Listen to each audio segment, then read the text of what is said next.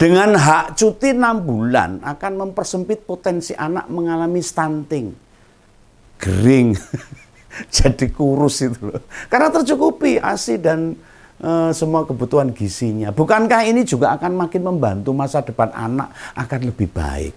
Ini pengusaha ini harus paham kayak gini nih.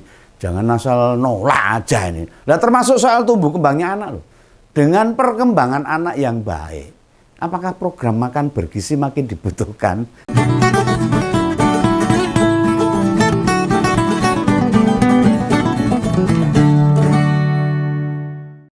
Halo, ketemu lagi dengan Om Begawan. Nah, disahkannya Undang-Undang Kesejahteraan Ibu dan Anak oleh DPR. Ini makin menjamin masa depan bangsa. Betul itu. Meski baru saja disahkan loh. Nah, kalangan pengusaha merasa keberatan. Loh, kenapa? Dengan salah satu pasal yang tercantum di dalamnya, yakni tentang aturan cuti melahirkan maksimal 6 bulan. Oh, pengusaha rugi, karyawannya cuti 6 bulan. Nah, selama ini yang berlaku hanya cuti melahirkan 2 bulan saja. Sebulan sebelum melahirkan dan sebulan setelah melahirkan. Kadang-kadang lahir terus cuti 2 bulan. Wah ya kurang toh Pak, 2 bulan ya bayinya belum sehat.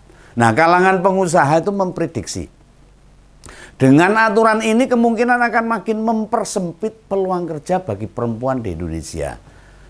Nah, alasannya apa? Pasal itu mempengaruhi produktivitas kinerja. Ya namanya ibu kan ya melahirkan, nggak ada ibu pengusaha laki-laki kapan ada. Harusnya ya jangan gitulah bos. Nah, sebelum bicara jauh soal itu, Om Begawan pengen mengapresiasi dulu tentang disahkannya undang-undang ini. Wah, jempol, 2 jempol. Inilah aturan yang memproteksi banyak kepentingan perempuan dan anak. Selain undang-undang sejenis loh. Ya mungkin sudah ditetapkan. Oh kok yang dilalah pas bener match gitu. Undang-undang disetujui saat ketua DPR-nya perempuan, Mbak Puan lagi. Perempuan Mbak Puan. Pas itu match itu. Nah, paling tidak ada perhatian khusus yang diberikan oleh Mbak Puan agar undang-undang ini cepat dituntaskan dan di breakdown ke masyarakat. Diluncurkanlah kebijakan undang-undang KIA ini. Nah, jelas makin menjamin perempuan-perempuan pekerja yang seringkali hak-haknya terabaikan, disio-sio. Nah, jadi pekerja perempuan itu bebannya berlipat loh. Sebab dia menanggung banyak hal, baik urusan kerja hingga urusan domestik. Nah, undang-undang KIA ini memberi kesempatan sangat besar mendekatkan ibu dan anak, gitu. Karena kan 6 bulan itu. Ya cukuplah untuk anak yang sudah baru dilahirkan dengan kedekatan dengan ibu. Ya tidak hanya dari aspek kesehatan fisik karena tercukupinya ASI. ASI. Namun hubungan emosional akan terjalin dengan baik antara ibu dan anak gitu loh. Undang-undang ini memberi semangat, menghargai dan menempatkan hak ibu untuk mengasuh anak-anaknya dengan baik. Waktunya cukup gitu loh. Dan yang paling diingat ini, dengan hak cuti 6 bulan akan mempersempit potensi anak mengalami stunting, kering, jadi kurus itu loh. Karena tercukupi ASI dan semua kebutuhan gizinya. Bukankah ini juga akan makin membantu masa depan anak akan lebih baik? Ini pengusaha ini harus paham kayak gini nih. Jangan asal nolak aja ini. Nah, termasuk soal tumbuh kembangnya anak loh. Dengan perkembangan anak yang baik, apakah program makan bergizi makin dibutuhkan? Kan dia nanti akan berkurang loh. Iya loh. Nah, ini urusannya Pak Prabowo ini. Presiden terpilih terbaru ini. Nah, kebetulan Om Begawan nggak tahu gimana respon Gerindra dengan undang-undang ini. Atas reaksi para pengusaha juga itu. Jika kita mau sadar, undang-undang ini memberi pondasi yang baik, yang kuat. Utamanya dalam mempersiapkan SDM yang lebih unggul. Anak-anak bangsa yang sehat dan juga cerdas gitu loh. Jangan melahirkan anak-anak bodoh lah. Nanti dibodoh-bodohin terus kita ini. Nggak maju-maju negara ini. Nah, hasil yang dipetik tidak bisa dilihat dalam 1 tahun, 2 tahun, atau 3 tahun. Melainkan dalam jangka yang panjang. Idealnya semua elemen bangsa ini memberi respon positif lah atas keluarnya kebijakan yang baru ini. Om Begawan setuju banget ini. Nah, hal kedua, yang ngompoles mesti ketahui, yang panjenengan harus paham. Undang-undang ini adalah atas inisiatif DPR loh. Di mana kita tahu banyak aturan yang lahir dari inisiatif pemerintah. Biasanya pemerintah yang punya kepentingan, tapi ini DPR ini. Dengar ini DPR cerdas ini.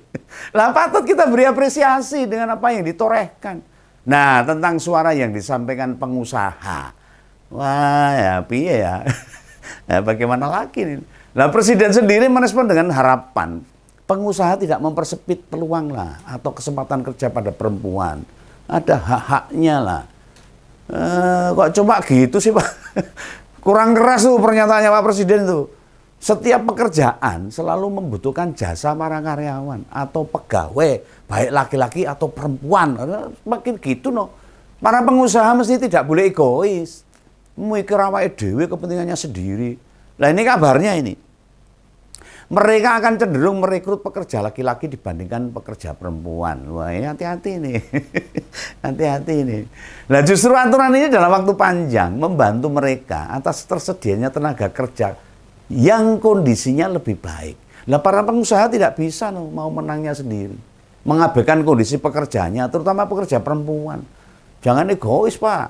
Nah, undang-undang kesejahteraan ibu dan anak ini menjadikan Indonesia salah satu negara yang menghormati hak-hak dasar manusia, terutamanya perempuan.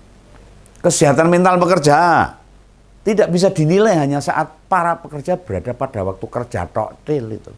Industri perlu membuka mata lebar-lebar dan mengkalkulasi kehidupan pekerja secara holistik. Bukankah setiap individu merasa lengkap dengan kehidupannya jika mereka melewati masa-masa yang berkeluarga itu, memiliki anak, dan tidak merasa dipisahkan dengan keluarga mereka. Tidakkah para pengusaha berkaca? Anak itu justru memberi semangat tambahan bagi ibunya ketika bekerja. Bagi pekerja menjalani pekerjaannya. Mencarikan nafkah untuk anak-anaknya. Lah kok pikirannya beda. Nah ini mempersempit peluang kerja perempuan ini. Berarti ranah industri tidak ramah bagi perempuan. Hak-hak perempuan semakin dipersempit. Ini kalangan pengusaha ini idealnya merespon positif. Harusnya senang saat undang-undang ini disahkan. Harus didorong. Nah, dengan makin memberi kesempatan bekerja bersama anak saat melahirkan, memberi dampak produktivitas yang berlipat-lipat. Ini jadi tantangan pemerintah ini. Ya segera mengharap aturan turunan lah. Supaya lebih komplit, lebih detail agar tidak terjadi diskriminasi dalam kesempatan kerja. Nah, semua pihak, bukan hanya DPR ini, pemerintah, asosiasi pekerja, punya tanggung jawab yang sama. Termasuk kita-kita ini sebagai masyarakat. Untuk memperjuangkan undang-undang KIA ini bisa dijalankan dengan baik. Diimplementasikan di masyarakat dengan baik. Ya harus segera ini dieksekusi. Termasuk partai politik ini. Ya mau senengannya mau golek kekuasaan tak yang partai politik ini. Ayolah partai politik. Kembali ke ranah, ke marwah panjenengan sebagai partai politik untuk mensejahterakan rakyat. Tidak kemudian malah lepas tangan. Tidak memastikan munculnya diskriminasi barulah. Undang-undang itu adalah produk hukum yang mesti ditaati semua masyarakat, semua rakyat bangsa Indonesia ini. Dan dipatuhi oleh semua elemen bangsa. Kita harus bisa menekan kalangan industri untuk tetap memberi ruang yang sama, memberi peluang yang setara bagi perempuan untuk bekerja. Lah ancaman-ancaman yang disuarakan pengusaha ini mesti dilawan. Begawan mau demo ngarep dhewe siap.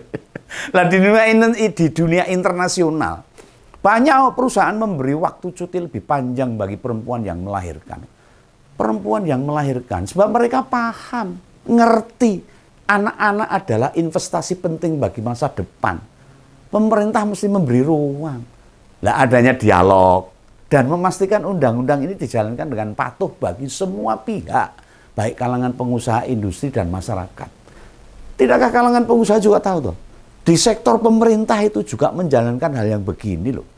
Masa depan bangsa ini termasuk eksistensi perusahaan juga tergantung pada SDM yang dihasilkan kelak. Wah, SDM merah ceton, masa depannya ambruk negara ini. Lah perusahaan tidak boleh egois. Hanya memikirkan kepentingan sesaat mereka saja. dan hanya menjalankan apa yang mereka mau. Nah, ini sudah jadi kodrat bahwa perempuan itu melahirkan, bukan bapak-bapak yang melahirkan. Oh, ini sudah kodratnya diciptakan oleh Tuhan yang Maha Esa. Dan itu tidak bisa dilarang oleh siapapun. Pengusaha juga tidak bisa seenaknya memecat karyawannya yang hanya gara-gara dia hamil. Wah, ini bahaya loh. Dia melahirkan, bahkan cuti 6 bulan. Itu namanya diskriminatif kalau seperti itu. Serta tidak adil. Ya, apakah para pengusaha itu tidak berpikir? Mereka juga dilahirkan oleh para perempuan, oleh ibu-ibu mereka loh. Oh, aku alat. Caranya bisa memberikan tekanan-tekanan kepada perempuan. Dan makin lama, seorang bayi kalau bersama ibu mereka dalam cukup waktu yang rentang lama, pertumbuhan fisik dan psikisnya jauh lebih baik dibandingkan dengan kebersamaan yang hanya singkat saja, 2 bulan atau 3 bulan. Jika ingin negara ini makin maju, maka bergantung pada bagaimana perempuan merawat anak-anaknya dengan baik untuk masa yang akan datang. Itu ya, pesan kawan. Salam kawan, salam ngompol. Dadah.